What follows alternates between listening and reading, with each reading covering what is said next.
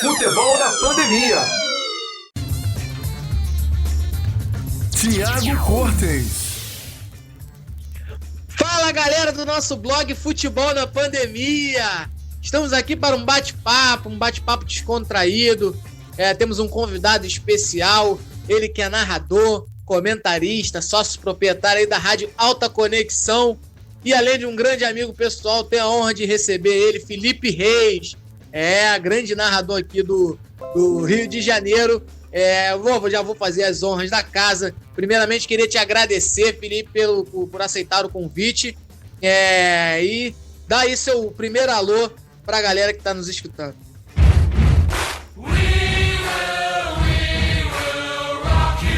Felipe Reis, o locutor que te coloca no campo de jogo.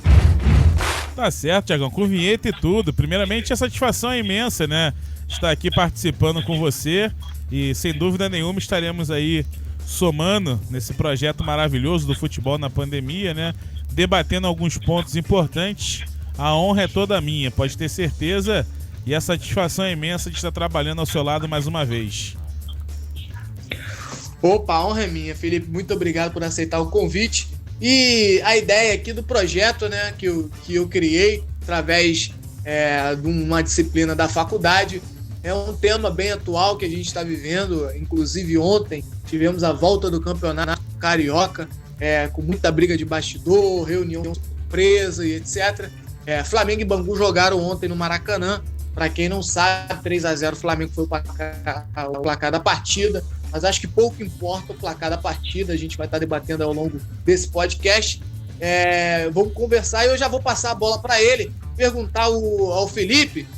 Felipe, o que você acha dessa volta do futebol carioca, né, do futebol brasileiro, em meio à maior crise de saúde, crise sanitária que o Brasil vive nos últimos 100 anos? Aí o futebol europeu já voltou faz algum tempinho, mas o futebol brasileiro, futebol carioca, melhor dizendo, voltou ontem com o Flamengo e partida realizada no Maracanã. O que você acha, Felipe? Eu acho uma temeridade, né, Thiago? Primeiro que o resultado em campo foi 3-0 pro Flamengo, mas na verdade o resultado foi 2 mortes por Covid, né, ao hospital do lado. Lembrando que no Maracanã, ao lado do Maracanã, tem um hospital de campanha, chega até ser engraçado. E no estado, no dia de ontem, tivemos 274 mortes. Eu não posso, no estado que morre 274 pessoas, eu estar comemorando ou estar acompanhando um futebol, né? Ter algum prazer em acompanhar futebol. E olha que eu sou um narrador, sou apaixonado pelo que eu faço, mas sinceramente, ontem eu não tive a menor vontade de acompanhar esse jogo. Realmente eu acho uma vergonha, uma temeridade. E realmente eu não entendo essa pressa toda do Flamengo em retomar o Campeonato Carioca. Ditos por muito aí um campeonato sem valor. Lembrando que o Flamengo nem cota de televisão tem, porque o Flamengo não renovou com a Globo, né, que é a detentora dos direitos de transmissão, né? Até um dia antes saiu a MP para liberar o Flamengo a negociar de forma individual os direitos de transmissões, mas até então isso não ocorria. E do nada o Flamengo fica nessa pressa toda de retomar o campeonato. Pra quê? Se o campeonato não tem valor, Thiago, pra que essa pressa? Pra que queimar etapas? Não é melhor esperar todo mundo estar no mesmo grau, né? Todo mundo ter testado seus atletas, seus familiares antes de retomar qualquer atividade? Lembrando que hoje em dia as 2 competições mais importantes do Brasil é a Copa do Brasil e o Campeonato Brasileiro. Ambas não têm data para começar. Então eu não entendo essa pressão, essa vontade toda do Flamengo, junto com a sua comissão técnica, em retomar suas atividades. O Flamengo tá pagando muito salário, mas o Flamengo investiu alto. Quem investe alto, uma hora tem que pagar o salário, né? Tem o ônus e o bônus. O Flamengo não pode viver só de bônus, tem o ônus também. Então assim, o Flamengo tem tudo para conseguir novas parcerias, parece que fechou com outro banco, né, Thiago? O BRB. Então, assim, tem várias possibilidades de negociação, de patrocínio, né? Não sei por que o Flamengo tem essa pressa toda em retomar suas atividades, Thiago. Sinceramente, eu não consigo entender essa pressão que o Flamengo fez para retomar o futebol principalmente aqui no Rio de Janeiro, já que ele mesmo, o próprio treinador Jorge Jesus, no início do campeonato, disse não saber o que era um campeonato carioca. Qual era o valor do campeonato carioca, Thiago? Exato, Felipe. Seguindo nessa linha aí, já vamos abordar sobre os outros clubes cariocas, sobre essa reunião surpresa que teve aí. A Crivella também participou de reunião.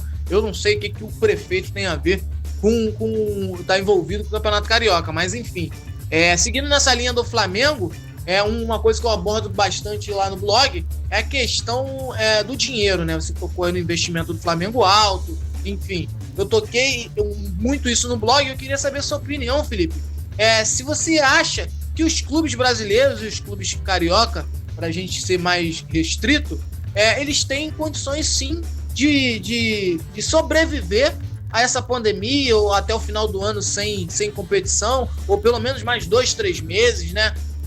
De quarentena, com as coisas fechadas, com o campeonato cessado. Se você acha que os times têm totais condições de permanecer aí sem competições, pagando salários de funcionários e jogadores. O que você acha, Felipe?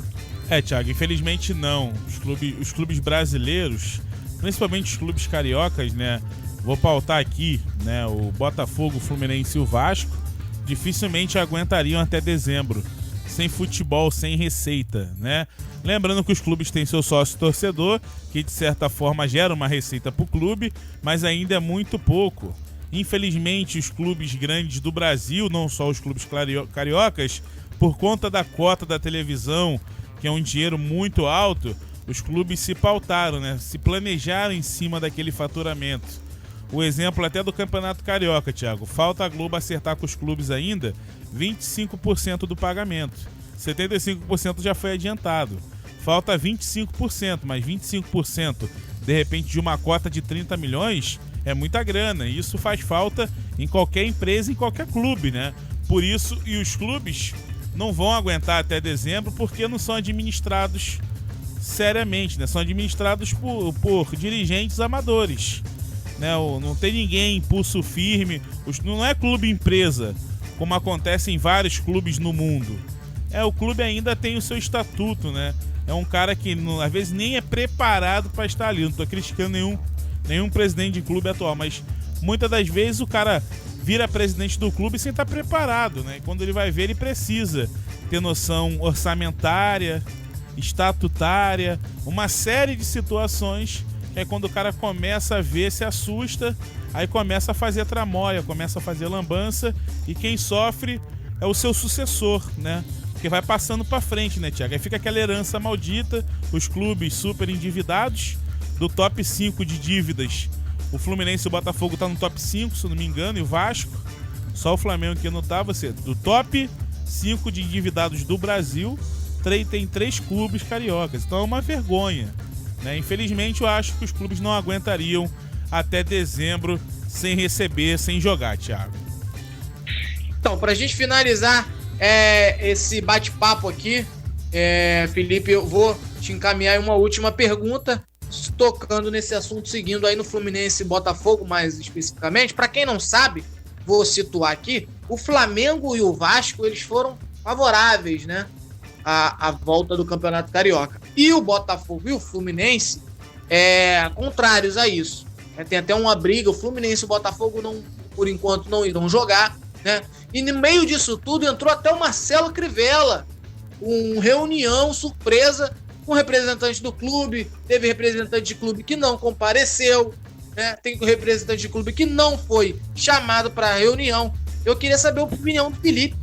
O que ele acha aí, até do Marcelo Crivella, Felipe, entrando na reunião aí, misturando aí política com futebol, né? Quem não sabe, Marcelo Crivella, prefeito do Rio, também tem uma questão religiosa. Então, misturando as 3 coisas que não é para se misturar, o Marcelo Crivella conseguindo fazer isso aqui no Rio de Janeiro, Felipe.